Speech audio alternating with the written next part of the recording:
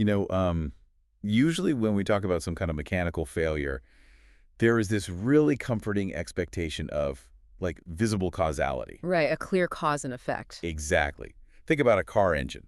You turn the key, you hear this terrible grinding noise, you pop the hood, and the mechanic just points and says, there is the problem. Your starter motor is completely shot. Yeah, it is a tangible break in the chain of events. It's broken or not broken. Right. It is clean, it's observable, and it's easily categorized. And that gives us a real sense of control. We inherently prefer the physical world because when something stops working, we can literally physically trace the wires until we find the disconnect. But then you step into the world of learning a new language. And specifically, I mean, the act of trying to speak it out loud to another human being. Oh, yeah.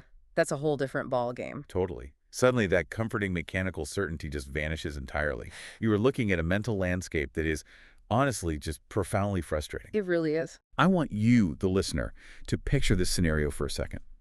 You are standing in front of someone. Maybe you are traveling. Maybe you are at a coffee shop. Or maybe you are just talking to a colleague. Right, just a normal, everyday situation. Yeah. And you have a perfectly simple, grammatically correct sentence fully constructed in your head. You can practically see the words written out on a whiteboard in your mind. The intention is entirely formed. The thought is sitting right there, like right on the tip of your tongue, just waiting to be delivered. And you know exactly what you want to communicate. But the very second you open your mouth to push the air out and speak that simple sentence, The whiteboard just gets wiped clean. yes, the words just fade away into absolute nothingness.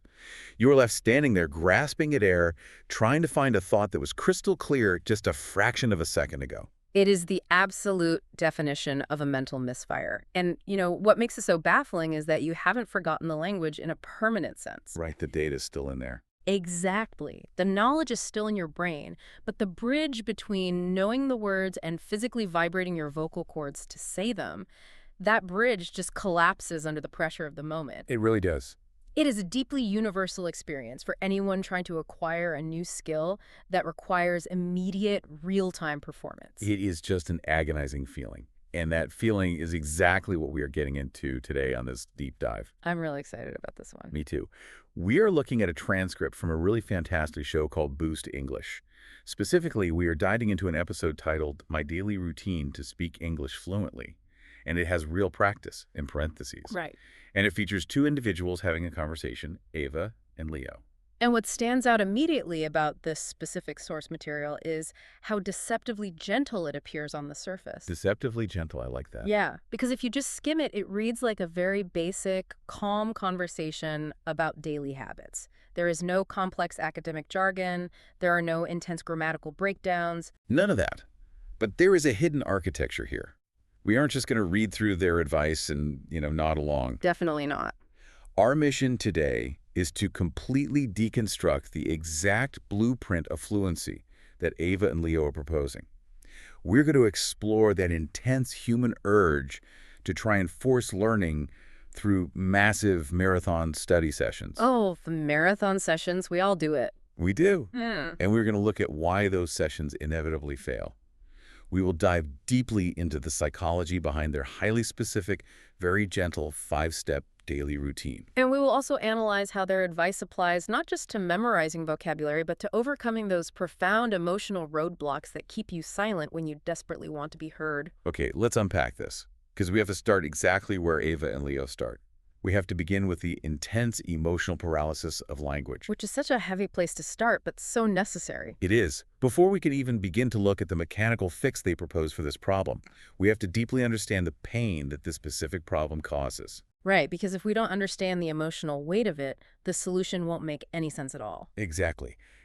Ava articulates this pain beautifully, and honestly, with a surprising amount of vulnerability, right in the opening section of their conversation. She really does. She doesn't start by complaining about verb conjugations or confusing sentence structures. No, she starts with a feeling. She confesses to Leo. She says, sometimes I feel like I really want to speak English, but something inside me stops me. That phrasing is so powerful. I want to linger on that exact phrasing. Something inside me stops me. She isn't blaming the language for being too difficult. She is identifying a purely internal barrier. And Leo immediately validates this. He doesn't brush it off or tell her to, just try harder or be more confident. Right, no toxic positivity. Exactly. He says, it's like your mind is ready, but your voice is not. Wow. Your mind is ready, but your voice is not. That distinction Leo makes is the foundational premise of their entire discussion. He is identifying a profound disconnect between internal capability and external execution. So it's not a lack of intelligence or studying. Not at all. The issue Ava is facing is not a lack of knowledge. She explicitly states later in that same breath that she has the, quote, simple sentences in her head. Right. The knowledge is physically present and accessible when she is just thinking. She isn't sitting at a desk failing a written multiple-choice test. Yeah, if you gave her a piece of paper, she could probably write the sentence down perfectly without breaking a sweat. Absolutely. The failure is happening entirely in the physical translation from thought to action. It is a block that occurs only when the voice is required. Which is so frustrating. Ava describes it by saying that when she tries to speak, the sentences disappear. Yeah. They don't just come out clumsy or mispronounce, they cease to exist in her immediate awareness. And Leo adds to this, saying it's like they just fade away. It is almost like a ghost in the machine. A ghost in the machine. That's a great way to put it. Imagine you have a vital document saved on your computer's hard drive. You can open it, you can read it on the screen perfectly fine. But the moment you hit print, the screen just goes blank and the printer does absolutely nothing. The file is there, but the output mechanism is completely jammed. That imagery captures the frustration perfectly. And we really have to acknowledge the emotional toll this specific type of failure takes on a person. It's significant. It is. This isn't just a minor inconvenience like, misplacing your car keys. Ava explicitly states the emotional result of this vanishing act. She says she feels frustrated and a little sad. The word sad really struck me there too. Right. It is such a heartbreakingly honest admission. You expect frustration when learning is hard. That's a given. But sadness. Sadness implies a real sense of loss. Yes. It is the grief of feeling trapped inside your own inability to express your true personality, your humor, or just your basic thoughts to another person. You are reduced to a lesser version of yourself because the words simply won't travel from your brain to your mouth. And this leads directly into the psychological trap that Leo points out.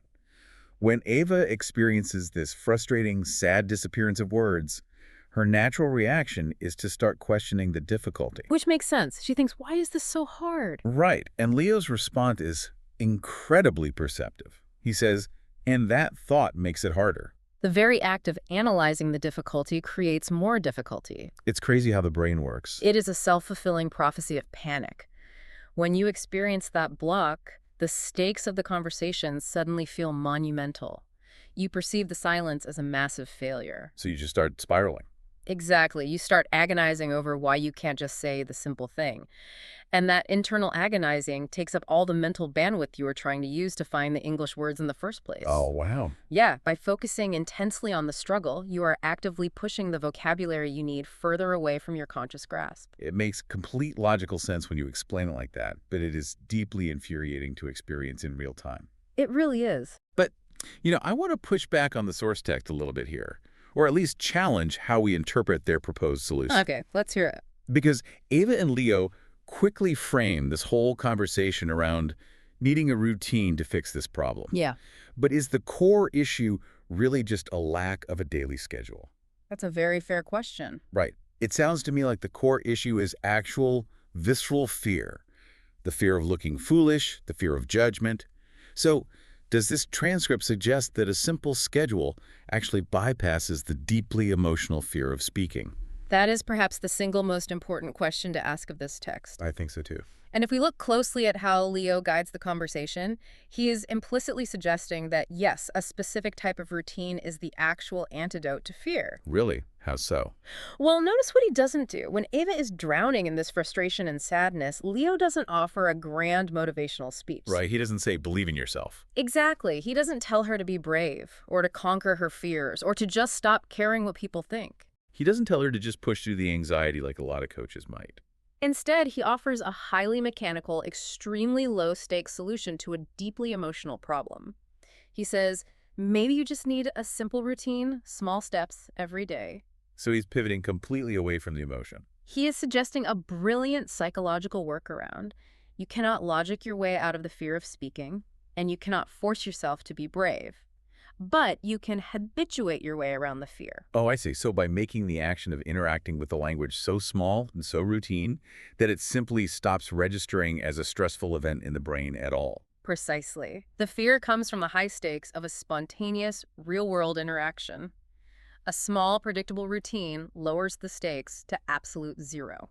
It completely removes the element of surprise that triggers the panic in the first place. Exactly. I want you, the listener, to really put yourself in Ava's shoes for a second. Think about a specific time in your own life when you felt entirely competent in your head, but the moment required you to perform, and you just froze. We've all been there. Absolutely. Maybe you were preparing for a major presentation at work, you rehearsed the slides in your living room perfectly, or maybe you were getting ready to confront a friend about a difficult issue, and you had the exact phrasing planned out. You knew exactly what you were going to say. Right. But the moment you stood in front of the room or sat across from that friend, your throat tightened and the words just evaporated into thin air. That gap between knowing the material and executing the material is heavily guarded by anxiety. Guarded by anxiety, that's incredibly well put, and that gap is exactly what Ava is staring into. Right. It is a terrifying space. It is. And when you feel that intense emotional frustration Ava describes, human nature dictates that we try to punish ourselves out of it. Oh, 100%. We feel inadequate, so we try to brute force the language into our brains to make up for the failure. We think, if I just study harder, this fear will go away. Which leads us perfectly into the trap that Ava fell into in the past. Yes, her previous methodology, which they discuss in the third section of their conversation, she outlines the exact mistake almost every single ambitious learner makes. She confesses to Leo. She says, "Before, I tried to study a lot in one day." And Leo clarifies, asking if she means long study sessions. And Ava confirms, yes, hours. She tried to overwhelm the problem with pure effort and time, but what was the inevitable outcome? She says, "But then I stopped for many days." It is the classic boom and bust cycle of motivation. We see this in almost every endeavor requiring long-term discipline. It completely reminds me of the crash dieting mentality. You know what I mean? Oh, absolutely. You wake up on a Monday feeling terrible about your fitness, and you declare that you are going to get completely healthy right this second. The classic Monday motivation. Right. So on Monday, you eat nothing but raw kale, you drink a gallon of water, and you try to run 5 miles even though you haven't jogged in a year. And how does Tuesday feel? By Tuesday, you are incredibly sore and starving. And by Wednesday, you are so physically and emotionally depleted from that massive effort that you order a giant pizza, eat the whole thing on the couch, and you don't even look at your running shoes for another month. The intention is admirable, but the execution relies entirely on a massive spike in motivation, which is just an inherently unstable emotion. Right. Or it's like trying to sleep for 20 hours straight on a Sunday to magically make up for the fact that you pulled all-nighters all week for work. That never works. It doesn't. The human body and the human brain simply do not operate on a deficit and binge system. You cannot cram adaptation. You really can't. And Ava realized this. The result of her hours of studying was, as Leo puts it, no consistency. And Ava delivers the final blow to that method by admitting, "And I forgot everything. All that painful effort was just totally wasted." What's fascinating here is the sheer extremity of Ava's pivot. She didn't just reduce her hours of study to, say, 1 hour. Right. She didn't just scale back a little. No, she went from the extreme of hours in a single day to something that sounds almost comically small. She tells Leo her new approach, just 10 minutes every day. She drastically lowered the barrier to entry. Drastically. 10 minutes. When you are an ambitious person, 10 minutes sounds almost too easy. It sounds like you are cheating or, not taking the goal seriously. It does sound easy, but from a habit formation perspective, it is a brilliant strategy. How so? Well, when you set a goal to sit down and study a difficult language for 3 hours, you are requiring a massive amount of willpower. You have to be incredibly motivated to endure that much friction. Yeah, that makes sense. But as we discussed, motivation fluctuates wildly based on your mood, your energy levels, and just how your day went. Exactly. Some days you wake up ready to conquer the world, and other days you get home from work, and the idea of looking at a textbook makes you want to cry. Right. But a 10-minute goal, that requires almost zero motivation. It is so small, so unintimidating, that your mind doesn't mount any defensive resistance against it at all. You can endure 10 minutes of practice, even on your absolute worst, most exhausted, most stressful day. Exactly. And by securing that tiny victory every single day without fail, Ava achieved the one crucial element that her hours of binge studying lacked. Which Leo points out directly. He says, because you stayed consistent, that changed things. Consistency is the whole game. It really is. And to make sure the listener really grasps the power of this concept, Ava and Leo introduce two very grounded everyday metaphors in the text. They do, and they're excellent metaphors. They move away from the abstract idea of studying and anchor it to daily life. Ava says, I think learning English is like brushing your teeth. It is a phenomenal analogy for the concept of bypassing emotional motivation. Think about brushing your teeth. Okay. You don't have to motivate yourself to do it. Yeah. You don't stand in front of the bathroom mirror trying to pump yourself up like a boxer before a fight. Right. You don't need to read inspirational quotes about dental hygiene before you pick up the toothbrush. You just pick it up and do it. It is entirely neutral emotionally. It is an ingrained, non-negotiable action. It is small.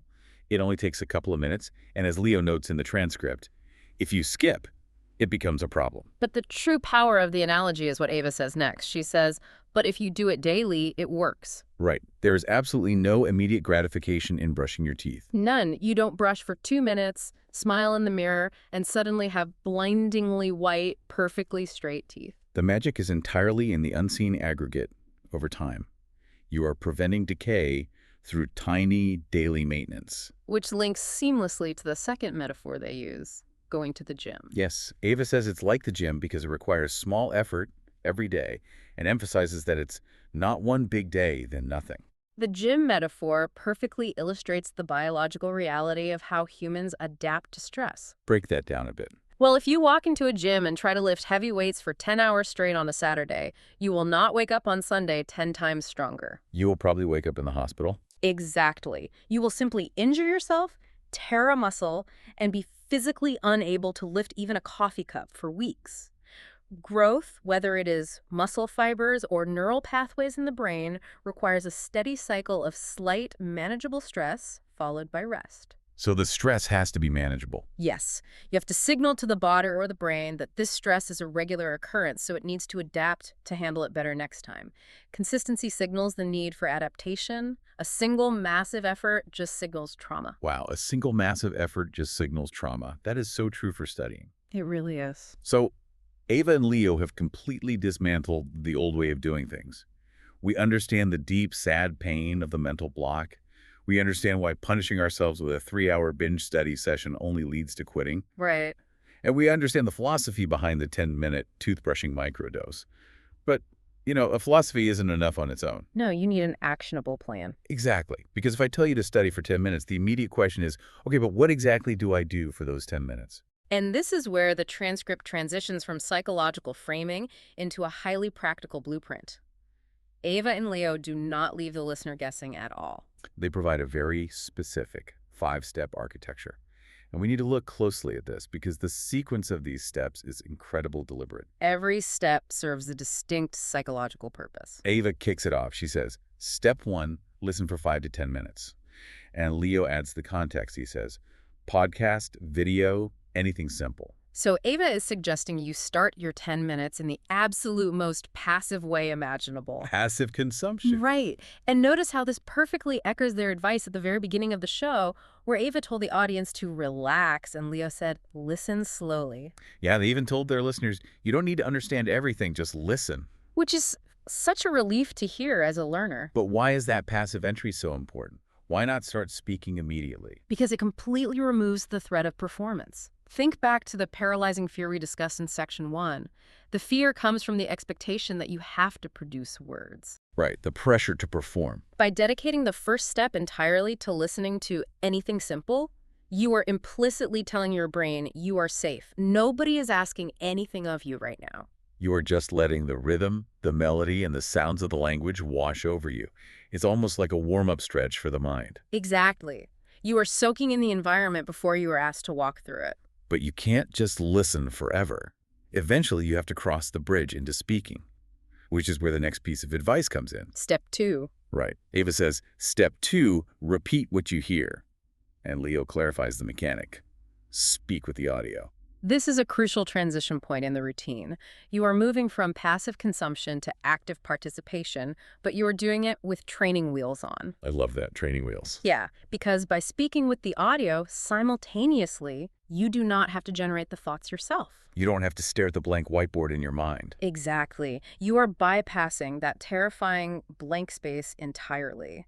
The audio is providing the words, the grammar, and the timing. All you are doing is letting your mouth, your tongue, and your vocal cords practice the physical gymnastics of making the sounds. The audio track acts as your guide rails. You are building the physical habit of speaking without the heavy mental burden of composing the sentence from scratch. It's like tracing a complex drawing before you try to sketch it freehand.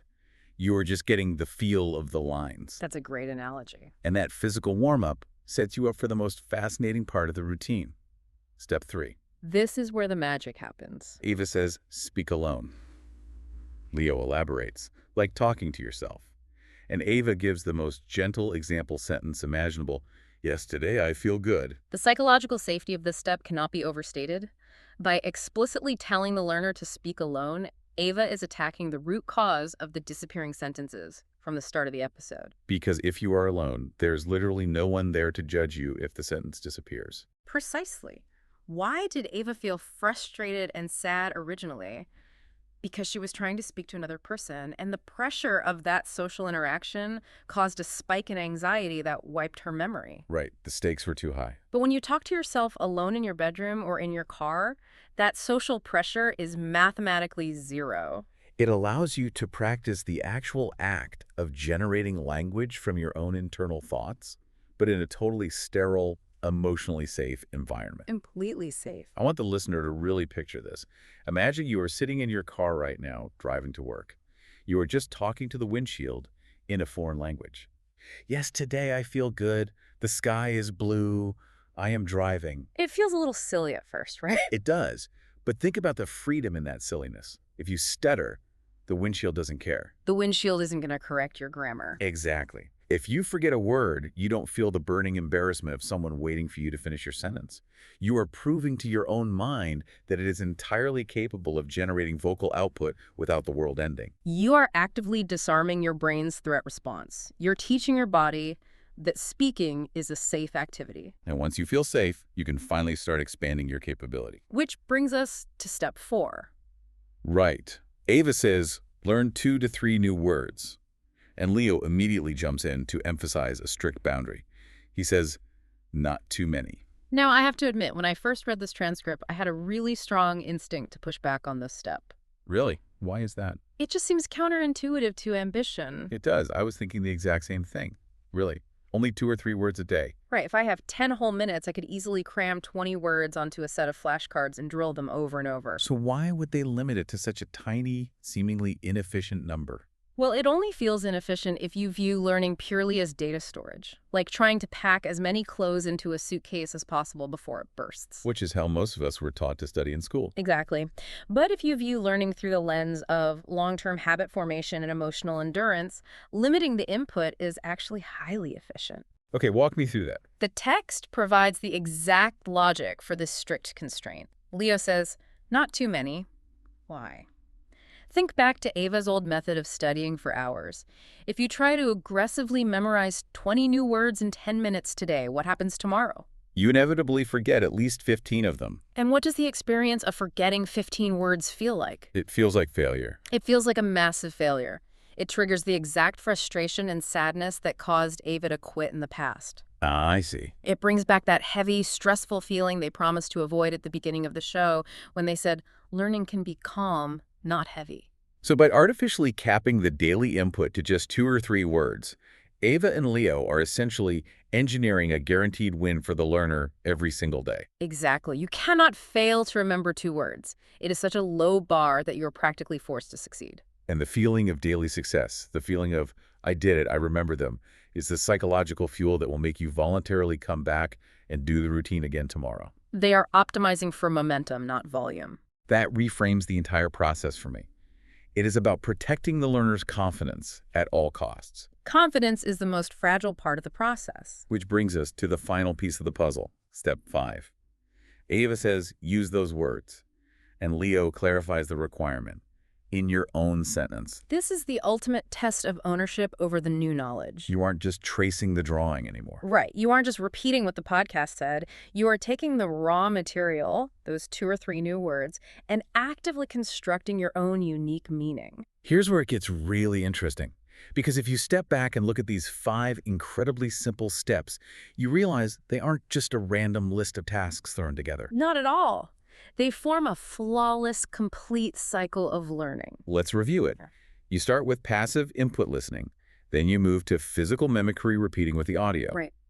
Then independent practice speaking alone to the windshield. Then targeted expansion learning 2 new words. And finally, creative application, using those words to build your own sentence. In just 10 minutes, this routine takes you from complete, relaxed passivity to independent creation. It fires every single cylinder required to master a skill, but it does it so gently that the stress level remains at absolute 0. It is honestly a masterclass in instructional design, just disguised as casual, friendly advice between 2 podcast hosts. But the brilliance of this Boost English transcript doesn't stop at the mechanical structure of the 5 steps.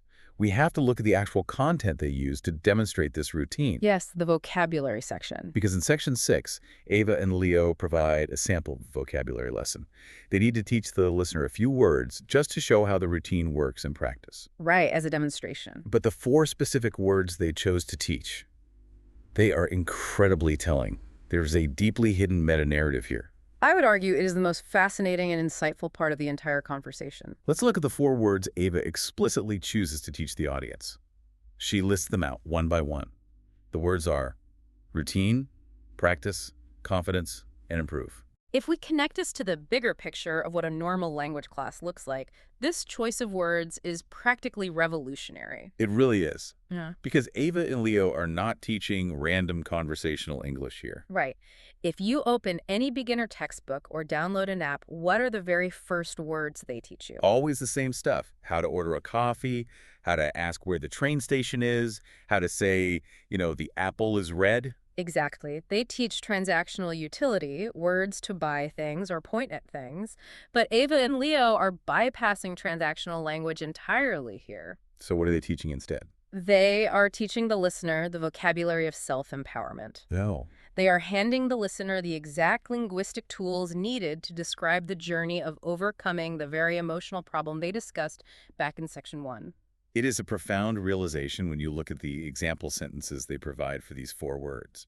They aren't just giving dictionary definitions. Not at all. They are handing the listener literal daily affirmations to speak out loud into the empty room. Let's hear them. Okay, Ava says the word is routine, and Leo's example sentence is, I have a morning routine. Ava says practice, and Leo says practice makes you better. Okay. Ava says confidence, and Leo says I feel confident today. Ava says improve, and Leo says my English is improving. This is incredibly deliberate on their part. It has to be. By practicing these specific words and specifically reciting these exact example sentences out loud, the learner is doing so much more than memorizing vocabulary for a test. They are verbally participating in changing their own mindset. They are speaking their own success into existence. They are standing alone in their room, declaring to the walls that they're getting better. And it goes even deeper than that if you think about the emotional arc of the learner throughout this episode. Let's trace that arc. The learner started this episode feeling, quote, frustrated and a little sad, completely paralyzed by the thought, why is this so hard? Right, the dark place. Exactly. And now by the time they reach step 5 of this routine, they are standing alone, out loud, verbally declaring to the universe, practice makes me better. I feel confident today. My English is improving. It is a complete emotional reversal built invisibly right into the grammar lesson. They are literally giving the learner the words needed to rewrite their own negative internal monologue. The agonizing, why is this so hard, has been physically replaced in the mouth by, I feel confident today. And that profound internal shift is exactly why Ava concludes that vocabulary section by simply saying, easy words. And Leo responds, very useful. Right. They aren't useful because they help you buy a train ticket. They are useful because they sustain the psychological endurance required to not quit when learning feels heavy. They're words of armor. Words of armor. I love that. And that armor is exactly what we need to survive the friction of learning anything new. Which brings us quite naturally to the outro of the source material. The wrap-up. Yeah. We pull back from the intricate mechanics of the 5 steps, and we step away from the psychological trickery of the vocabulary words to look at the overarching tone of what Ava and Leo ultimately want the listener to walk away with. Ava summarizes the ethos of their entire approach perfectly in a single sentence at the end. She says, "So don't worry if you are slow," And Leo immediately affirms it, saying, slow is okay. which is such a refreshing thing to hear. Then Ava adds, don't worry about mistakes. And Leo replies with the crucial reframe, they help you learn. This is such a radical departure from the high-pressure pass-or-fail, grade-obsessed mentality we usually associate with education and self-improvement. It really is. We are so conditioned to fear mistakes. Exactly. It is a complete embrace of friction. In our typical educational frameworks, we view mistakes as proof of failure. A mistake is a big red X on a test. It is something to be ashamed of. Something to hide. Right. But Leo is explicitly stating that mistakes are the actual mechanism of learning. A mistake simply highlights the boundary of your current capability. If you aren't making mistakes, you aren't stretching that boundary. You are just staying comfortable, and you don't grow in the comfort zone. And then in the final moments of their show, they deliver the thesis statement of the entire episode. It's this beautiful, poetic, back-and-forth rhythm. It really is poetic. Ava says, because small steps. Leo finishes the thought. Create big change. And then Ava describes how that change happens. Slowly. Leo adds. Gently. And Ava finishes. Huh. And naturally. Slowly, gently, and naturally. It reads almost like a meditation mantra. It really does. Yeah. It completely rejects the modern cultural obsession with hacking, rushing, and grinding your way to immediate success. It's the anti-hustle culture approach to learning. So what does this all mean for us? When we take all of these pieces that we've analyzed today, the deep, sad, emotional paralysis of losing your words, the absolute failure of the binge studying trap, the architectural genius of the 5-step safety net, and those hidden affirmations in the vocabulary. It's a lot to process. It is. What is the ultimate takeaway we can extract from Ava and Leo? I believe the ultimate takeaway is a fundamental shift in how we approach difficulty itself. A shift in approach. Right. The natural human instinct, when faced with a frustrating obstacle, is almost always to push harder. To exert more force, to spend more hours, to just grind until it breaks. Exactly. But Ava and Leo have systematically proven that the actual solution to feeling overwhelmed is to push softer. To push softer, but to never, ever stop pushing. Exactly. It is about building sustainable systems over relying on momentary heroics. Wow. Systems over heroics. Our core philosophy on this show is always that knowledge is only valuable when it can be applied in the real world. You can memorize every grammar rule in existence, but if your throat tightens up in fear and you cannot speak, all that knowledge is rendered completely useless. Which is the saddest part of the whole language learning journey. It is. But this 10-minute daily routine is the ultimate application of gentle consistency. It bypasses the fear response by drastically lowering the stakes. It builds muscle memory without mental overload. And it slowly, quietly rewires your emotional relationship with the act of speaking. So it's not really an episode about learning English vocabulary at all. Not at its core, no. It is an episode about dismantling fear. And they proved that a tiny, seemingly insignificant 10-minute micro-habit can completely topple the massive, paralyzing fear of sounding foolish. It's incredibly empowering. It is. Which leaves me with one final thought for you, the listener, to chew on today. We've spent this entire deep dive talking about applying this text to language learning, because that was Ava and Leo's focus on Boost English. Right, that was the context. But I want you to think about the universal human mechanics we just deconstructed. The boom and bust cycle of motivation, the absolute fear of execution, the quiet power of small, emotionally safe routines. It applies to so much more than language. It really does. So I have Yeah. to ask you, what other massive, intimidating life goals are you currently failing at? Maybe it is writing a book, starting a business, getting fit, or, learning an instrument. We all have something on that list. Are you failing simply because you are trying to conquer it all at once with massive, stressful effort? The hours-long binge session. Right. What would happen if instead you broke that intimidating goal down into a gentle 10-minute daily routine? Slowly, gently, and naturally. Slowly, gently, and naturally. That's all we have for today's deep dive. Thanks for listening, and we'll catch you next time.